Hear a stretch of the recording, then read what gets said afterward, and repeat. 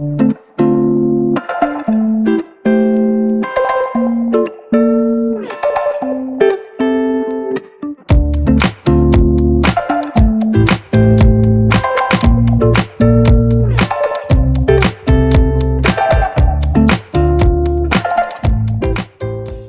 Friends, welcome to mathematics by doctor Sunil Gupta online math class. Dear friends, आज से हम start कर रहे हैं 12th की मैथ की क्लासेस, जिसमें हम आपको सबसे पहले टॉपिक पढ़ाएंगे लिमिट ऑफ ए फंक्शन। तो पहले समझ लेते हैं कि जब भी हम यहाँ पर लिमिट की जब बात करते हैं तो वहां पर एक फंक्शन की रिक्वायरमेंट पड़ती है जिसको बोलते हैं हम एफ ऑफ एक्स। और इस एफ ऑफ एक्स की खास बात ये होती है कि ये हमारे पास इंडिपेंडेंट वेरिएबल एक्स पर डिपेंडेंट करता है। तो आइए समझते हैं कि लिमिट को अगर हम समझना चाहते हैं तो उसको हम जनरल लाइफ में किस प्रकार से समझ सकते हैं। तो आइए देखें, मान लीजिए कि आपके पास दो पॉइंट हमारे पास है ए और एक हमारे पास पॉइंट है बी। मान लेते हैं कि हमारे पास पॉइंट ए जो है वो आपका रिप्रेजेंट कर रहा है एक स्टार्टिंग पॉइंट को, और पॉइंट बी जो है हमारे पास वो डेस्टिनेशन पॉइंट है जहां पर हमें पहुंचना है।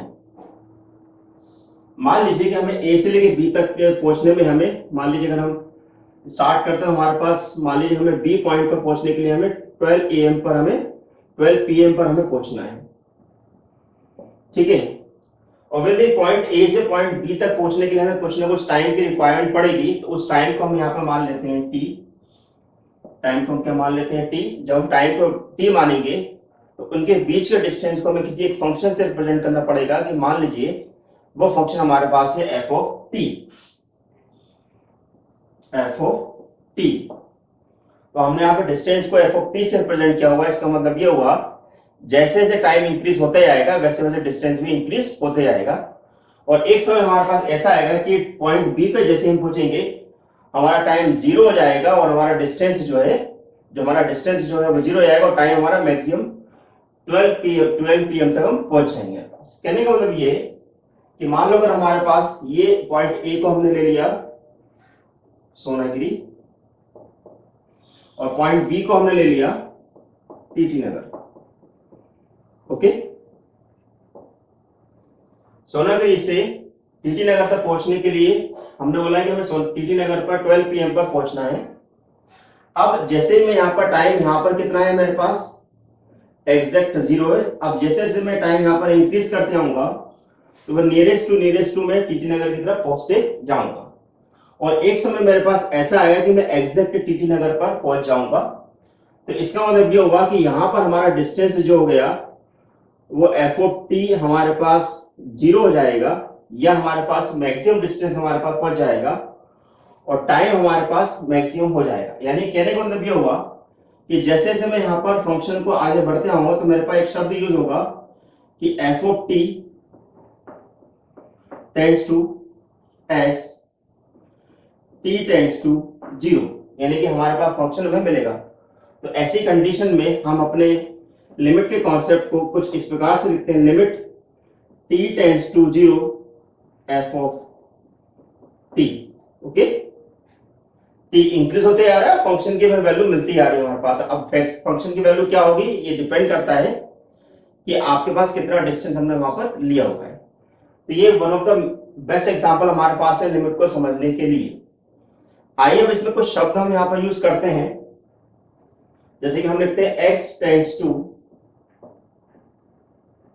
Tends to a। इसका मीनिंग हमारे पास क्या है, इसका मीनिंग क्या निकालते हैं हमारे पास कि x टेंड्स टू a का मतलब क्या है हमारे पास। x टेंड्स टू a का मीनिंग हमारे पास क्या निकाला जाएगा। मान लीजिए हमारे पास एक नंबर लाइन हमने यहाँ पर ली, हम यहां से ये मेरे पास a है और अगर मैं लेफ्ट से राइट की तरफ अगर इंक्रीज करता हूं तो इसका मतलब ये होगा कि ये हमारा रिप्रेजेंट करेगा a प्लस को।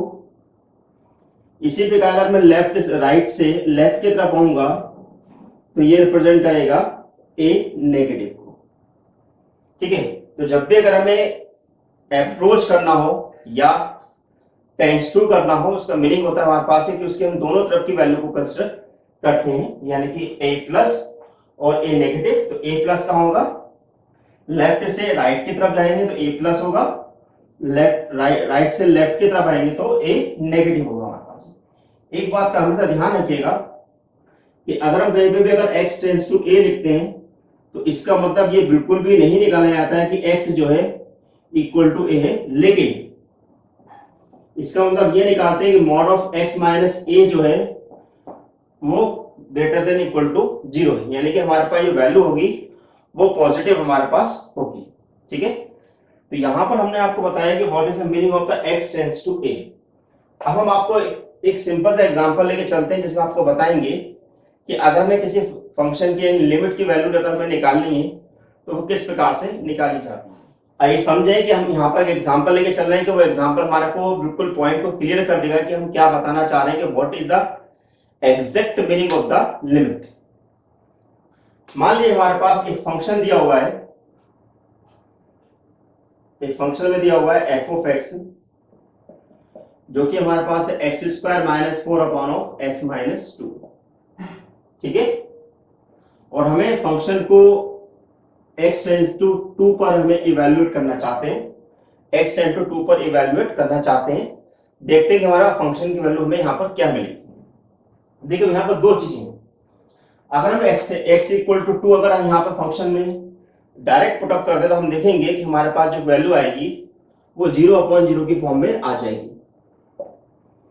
तो एक बात का हमेशा ध्यान रखिए कि जब भी अगर हमें लिमिट निकालनी है तो हमें कुछ चीजों का ध्यान रखना है।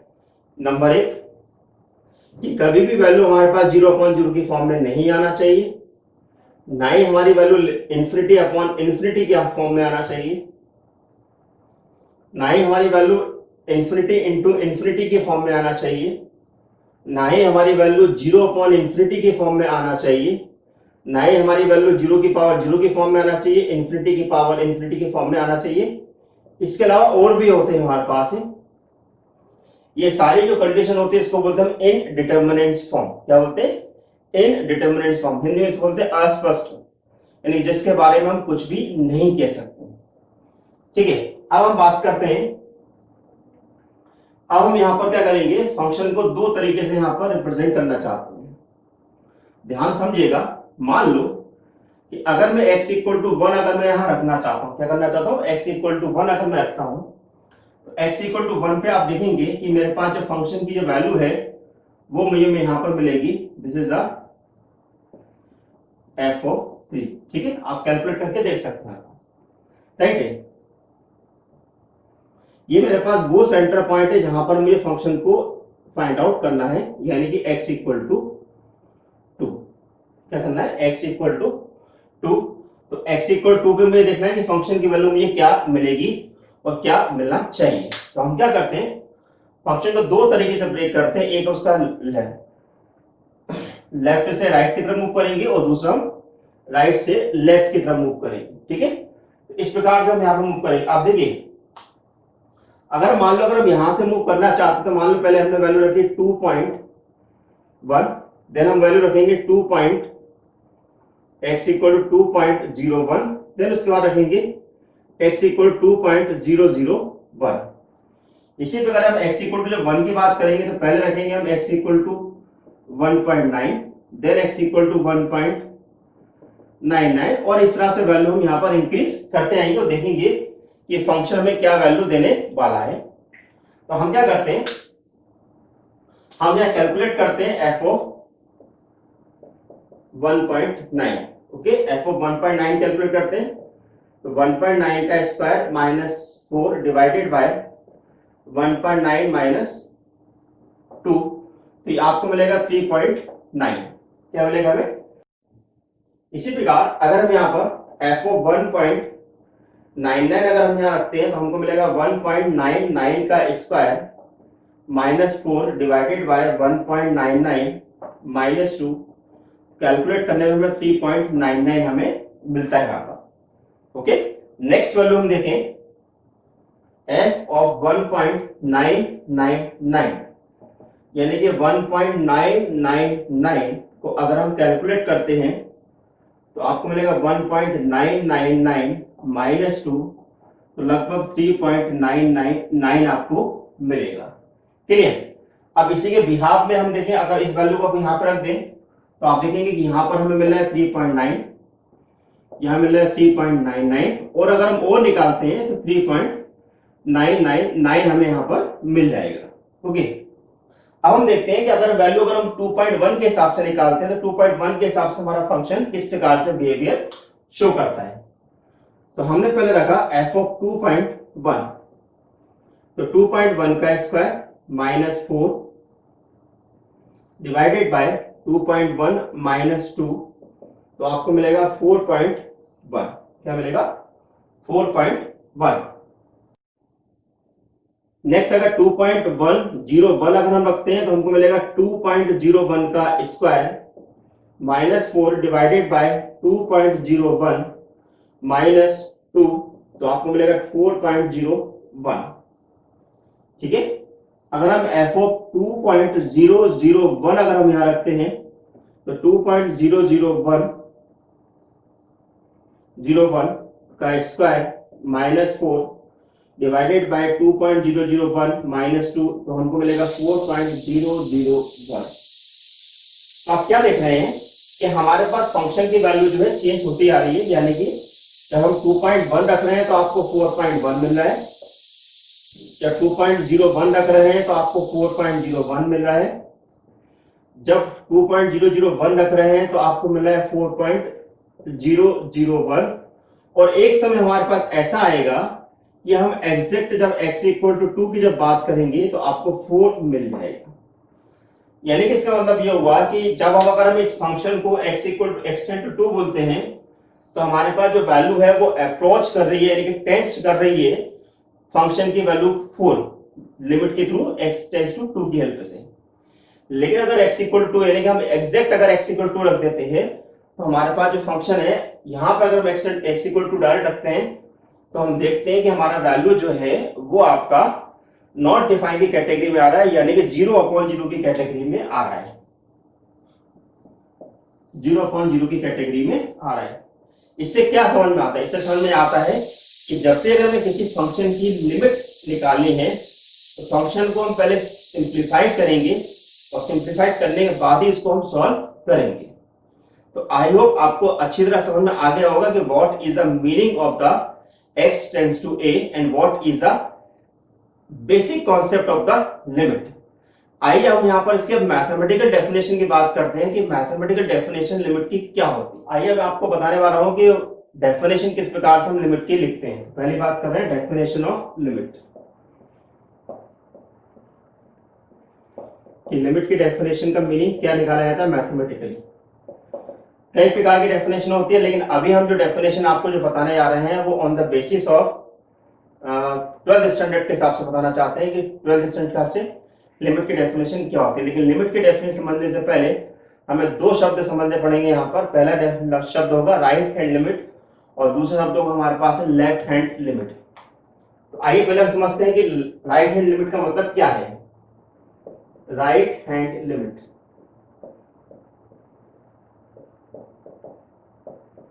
शॉर्ट में इसे हम बोलते हैं RHL। RHL का मतलब क्या होगा कि हमारे पास राइट हैंड लिमिट का मतलब होगा कि हम राइट से मूव करेंगे हमारे पास है up to the exact function की एग्जैक्ट लिमिट की तरफ। जब भी अगर हम राइट हैंड लिमिट को अगर बात करते हैं तो यहाँ पर इसका सिंबल होता है। जैसे मान लो अगर हमें कहीं पर x टेंड टू a दिया हुआ है और x टेंड टू a के अंदर अगर हमें राइट हैंड लिमिट अगर हमें निकालना है तो उसका मीनिंग क्या निकाला जाएगा। तो जब भी अगर हमें राइट हैंड लिमिट बोली जाती है तो वहां पर हम शब्द यूज करते हैं f ऑफ a प्लस 0। क्या यूज करते हैं? f ऑफ a प्लस 0, या किसी जगह हमारे पास ये लिखा होता है limit x tends to a plus. ठीक है, अगर कहीं पर लिमिट पे अगर हमें a प्लस लगा हुआ है पावर में तो समझ जाइए कि वो राइट हैंड लिमिट को रिप्रेजेंट करता है। हो सकता है किसी जगह हमारे पास कुछ इस प्रकार से भी लिखा हो a प्लस, केवल ऐसे भी लिख के छोड़ देते हैं। तो जनरली ये तीन सिंबल हमारे पास यूज किए जाते हैं। अब हम आपको बताते हैं कि अब जब राइट हैंड लिमिट होती है तो राइट हैंड लिमिट निकालते कैसे हैं। आप ये मान के चलिए कि हमारे पास जो क्वेश्चन जो दिया हुआ है वो हमें दिया हुआ है कि limit x tend to a f of x। क्या दिया हुआ है? Limit x tend to a f of x। और हम इसकी राइट हैंड लिमिट अगर इवैल्यूएट करना चाहते हैं तो इसका मीनिंग क्या निकाला जाएगा। जैसे कि मान लिया अगर हमें राइट हैंड लिमिट अगर हमें निकालना है तो इसका मीनिंग ये निकाला जाएगा कि F of A plus zero equal to limit X tend to H tends to zero F of A plus H. यानी कि हम क्या करेंगे कि जो हमारे पास वेरिएबल एक्स है, जो वेरिएबल एक्स है उसको हम रिप्लेस कर देंगे ए प्लस एच से, और जैसे मैं यहाँ पर x को a प्लस एच से अगर रिप्लेस करता हूं तो आप देखेंगे कि a से a हमारे पास कैंसिल हो जाएगा और x टेंड्स टू जीरो हो जाएगा। तो हमने यहाँ पर देखिए अगर हमें f of a plus zero लिखा होगा तो हमने लिखा होगा कि limit x tend to zero f of a plus this, और फिर हम यहाँ पर f of a plus h को इवेल्युएट करेंगे, सिंप्लीफाइड करेंगे, और देन उसके बाद हम x टेंड्स टू जीरो लेंगे, h इक्वल टू जीरो यहाँ पर हम रखेंगे after the simplification of the function. Same अगर हम बात करते हैं लेफ्ट हैंड लिमिट की, लेफ्ट हैंड लिमिट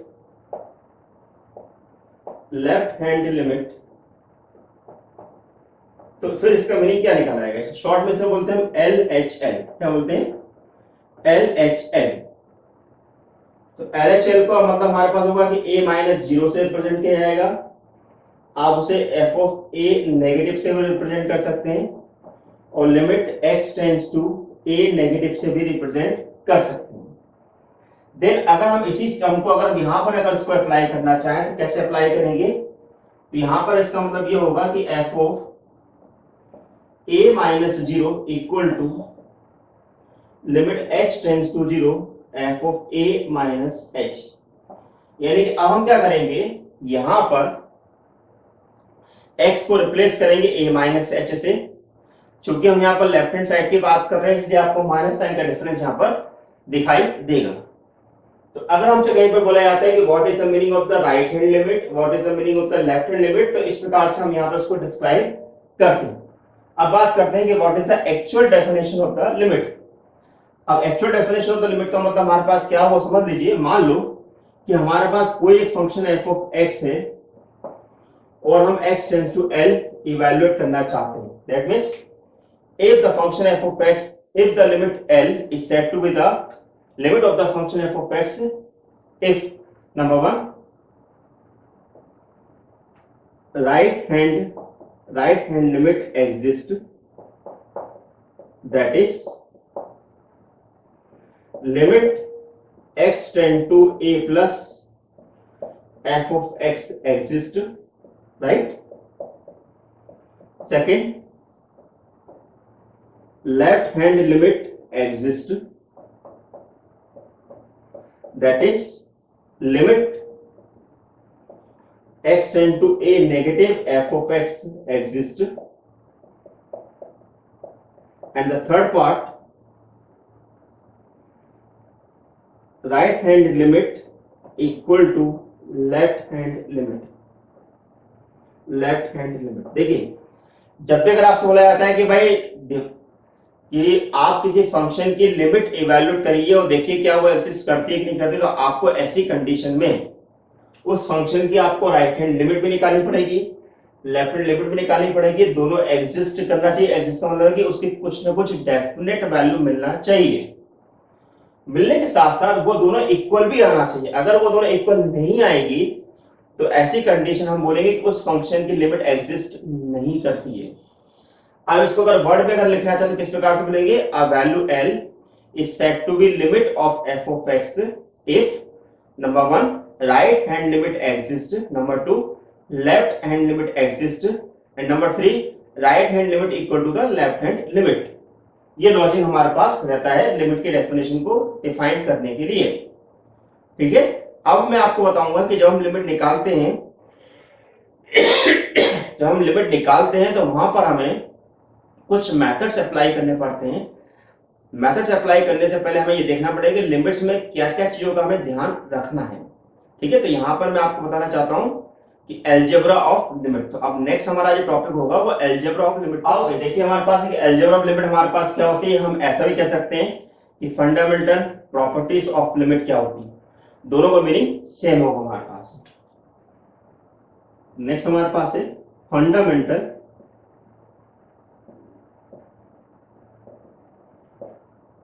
प्रॉपर्टीज। ठीक है, फंडामेंटल प्रॉपर्टीज हमारे पास क्या होती है। नंबर 1, अगर हम लिमिट निकालें, limit x tend to a, और हमारा फंक्शन अगर हमारे पास f ऑफ x है प्लस g ऑफ x है, चाहे वो एडिशन की फॉर्म में दिया हो चाहे सब्ट्रैक्शन की फॉर्म में दिया हो, दोनों का मीनिंग एक रहेगा। तो ऐसी कंडीशन में इसको लिखने का तरीका होता है limit x tend to a f of x plus minus limit x tend to a g of x। Clear. Number 2, limit x tend to a c into F of x। c मतलब यहां पर क्या represent कर रहा है, constant को represent कर रहा है। तो अगर हमारे पास किसी फंक्शन के साथ अगर कांस्टेंट मल्टीप्लाई में है तो हमें कांस्टेंट से हमें कोई भी लेना देना नहीं है। हम जो भी बात करेंगे वो वेरिएबल पर बेस करेंगे। वेरिएबल मतलब कि जो वेरिएबल यहां पर है वही वेरिएबल यहां पर भी होना चाहिए। तो ऐसी कंडीशन हम c को बाहर निकाल देंगे और लिमिट जो है केवल फंक्शन पर ऑपरेट की जाएगी। Clear. Number 3,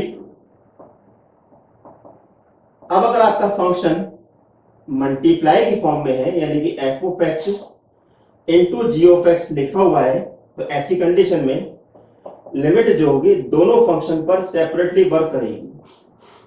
f of x पे भी काम करेगी and limit x tend to g of x में भी काम करेगा। दोनों पे लिमिट हमारे पास सेपरेटली वर्क करेगी। क्लियर।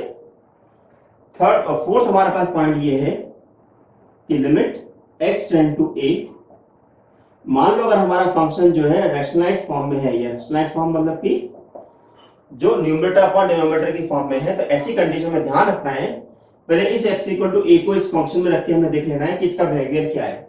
तो आपके सामने दो ऑप्शन हमारे सामने आएंगे, या तो g of x equal to a पर 0 होगा या 0 नहीं होगा। अगर 0 नहीं है तो ऐसी कंडीशन में आप लिमिट को सेपरेटली वर्क कर सकते हैं, यानी कि f ऑफ x पे अलग और g ऑफ x पर अलग। ठीक है, कब करेंगे आप, when g of a not equal to 0। अब आपके मन में आ रहा होगा कि अगर 0 हुआ तो क्या होगा, कुछ नहीं बात है। अगर आपका g ऑफ a अगर 0 होता है तो ऐसी कंडीशन में आप f of x upon g of x को आप सिंप्लीफाइड करेंगे और फिर लिमिट को उसके बाद रखेंगे। हमें तो ध्यान रखिएगा, मैं आपको पहले भी बता चुका हूं कि लिमिट कभी भी 0 अपॉन 0 के फॉर्म पर, इंफिनिटी अपॉन इंफिनिटी के फॉर्म पर, इंफिनिटी इंटू इंफिनिटी के फॉर्म में नहीं होना चाहिए। यानी कि लिमिट हमेशा आपको हमेशा डेफिनेट फॉर्म में हमें मिलना चाहिए। वो भी डेफिनेट से मतलब ये यहाँ पर ये होता है कि हमें उसकी एक ही वैल्यू मिलेगी। किसी भी फंक्शन की लिमिट अलग अलग नहीं हो सकती है, यानी कि उसकी लेफ्ट हैंड लिमिट और राइट हैंड लिमिट अलग अलग नहीं हो सकती है। दोनों लिमिट एग्जिस्ट करना चाहिए और साथ में इक्वल भी आना चाहिए, तभी हम वहां पर स्पेशली कहते हैं कि वो उस फंक्शन की लिमिट वहां पर एग्जिस्ट करती है। ओके, अब नेक्स्ट मैं आपको बताना था कि how to evaluate the limit, कौन कौन से मेथड्स हमारे पास यहाँ पर हम यूज करने वाले हैं। तो नेक्स्ट हमारी हेडिंग है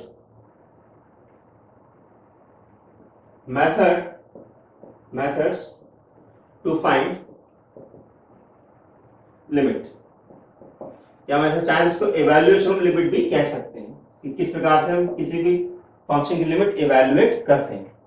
तो कुल मिला के यहाँ पर हमें 3 मेथड्स डिस्कस करने हैं। पहला मेथड हमारे पास होगा फैक्टराइजेशन मेथड, नंबर 2 हमारे पास होगा रैशनलाइजेशन मेथड और नंबर 3 हमारे पास होगा सब्स्टिट्यूशन मेथड। ओके, तो पहला हमारा मेथड है यहाँ पर फैक्टराइजेशन मेथड।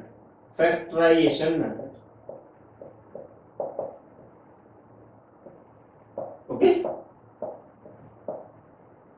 अब फैक्टराइजेशन मेथड से मतलब हमारे पास क्या है, फैक्टराइजेशन का मतलब ये होता है हमारे पास है कि हम देखेंगे कि अगर हमारे पास फंक्शन जो कि हमारे पास 0 अपॉन 0 इंफिनिटी अपॉन इंफिनिटी के फॉर्म में हमारे पास आ रहा है या और दूसरी फॉर्म जो आपको बताई हुई है, तो ऐसी कंडीशन में अगर वहां पर फैक्टराइजेशन मेथड अगर फंक्शन हमारे अप्लाई हो रहे हैं, यानी कि वहां पर फैक्टराइजेशन के जो रूल होते हैं अगर वहां पर अप्लाई हो रहे हैं, तो उनको पहले वहां पर लगाएं, न्यूमरेटर और डिनोमिनेटर को वहां पर कैंसिलेशन के फॉर्म में लेके आए, उसके बाद वहां पर लिमिट को रखिएगा। अब यहाँ पर मैं कुछ फैक्टराइजेशन के जो हमने लोअर क्लासेस के अंदर हमने जो फॉर्मूले पढ़े वो मैं यहाँ पर लिख देता हूँ, जिससे कि आपको समझ में और अच्छी तरह आ जाएगा।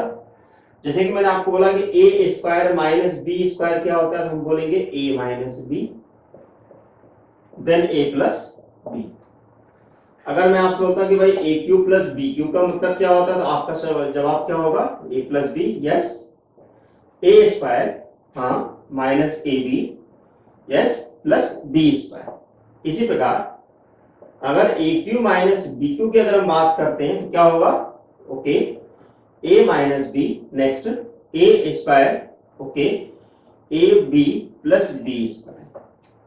अगर मैं आपसे बोलता कि भाई A to the power 4 minus B to the power 4 क्या होगा, तो आपका पहला जवाब होगा A square minus B square, then A square plus B square, और A square minus B square को फिर से क्या लिख दूंगा मैं, A minus B, A plus B, और आपका A square plus B square. Clear. तो ये हमारे पास कुछ क्वेश्चन, जब फैक्टराइजेशन के क्वेश्चन हमारे पास आएंगे तो हमें इन फॉर्मूले की रिक्वायरमेंट वहां पर पड़ सकती है। दूसरा हमारे पास जो है रैशनलाइजेशन मेथड, क्या है, रैशनलाइजेशन मेथड।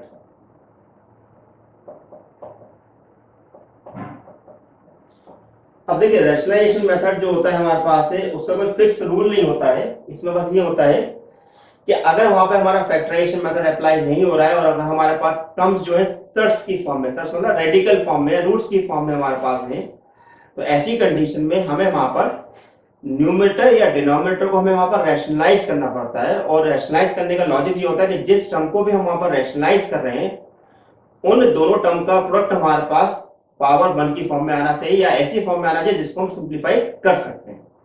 ये लॉजिक होता है। हमेशा ध्यान रखिए, रैशनलाइजेशन का मतलब ये बिल्कुल नहीं होता है कि हमेशा आप डिनोमिनेटर को आप रैशनलाइज करें, इसका मतलब ये बिल्कुल भी ना निकाला जाए। ओके। थर्ड हमारे पास होता है substitution method. Substitution method, substitution method से मतलब हमारे पास ये है कि सब्स्टिट्यूशन मेथड में हम कोई वहां पर ऐसी वैल्यू इवैल्यूएट करते हैं या ऐसी वैल्यू सब्स्टिट्यूट करते हैं जिससे कि हमारी लिमिट आसानी से सिंप्लीफाई हो जाए। तो कुल मिला के हमें यहाँ पर 3 मेथड्स हम यहाँ पर यूज करेंगे किसी भी लिमिट को इवैल्यूएट करने के लिए। तो डियर फ्रेंड्स, आपको मेरा लेक्चर कैसा लगा है मुझे जरूर बताइए। लेक्चर के कमेंट बॉक्स में अगर आप यहाँ पे मेरी अगर ऑनलाइन क्लास अगर अटेंड करना चाहते हैं जो कि 15 जुलाई से स्टार्ट हो रही है, तो वो आप अटेंड कर सकते हैं। उसकी रजिस्ट्रेशन फॉर्म की लिंक आपको डिस्क्रिप्शन बॉक्स में दे रखी है। साथ में आप मेरे व्हाट्सएप ग्रुप से भी जुड़ सकते हैं, उसकी भी लिंक यहाँ पर आपको दे रखी है। तो dear friends, thank you for watching my channel doctor Sunindra Gupta.